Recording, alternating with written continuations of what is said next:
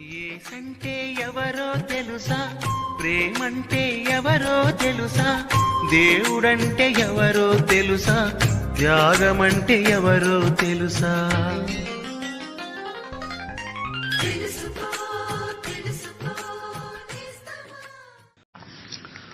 ప్రభువైన యేసుక్రీస్తు అతి శ్రేష్టమైన నామమున మీకు వందనములు.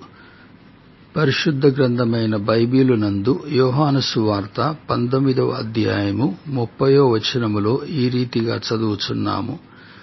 యేసు ఆ చెరక పుచ్చుకొని సమాప్తమైనదని చెప్పి తలవంచి ఆత్మను అప్పగించెను.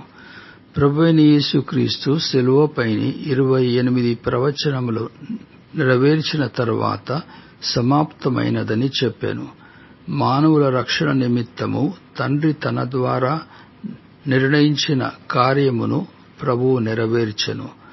తను తాను మానవుల నిమిత్తము సమర్పించుకొని శిలువకు అప్పగించుకొనెను. వారి పాపమునకు ప్రాయశ్చిత్తము కలుగునట్లు ఆయన తన స్వరక్తమును చిందించెను. పాపపు దాసత్వము నుండి విడిపించుటకు క్రయధనము ఆయన సంపూర్ణముగా శిలువలో చెల్లించెను. ప్రభువైన యేసుక్రీస్తు సమాప్తమైనదని పలుకుట పునాది వంటిది. ఏలయనగా ఆయనందు విశ్వాసముంచు వాని పాపములు క్షమింపబడును.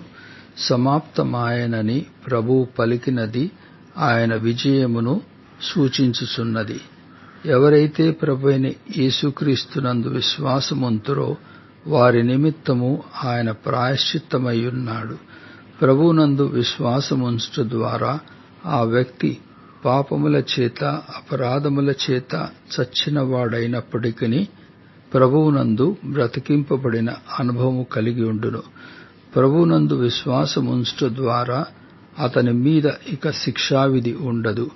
కాని వారు సదాకాలము క్షేమముగా సహవాసములోనూ సహకారముతోనూ సాగిపోవుదురు.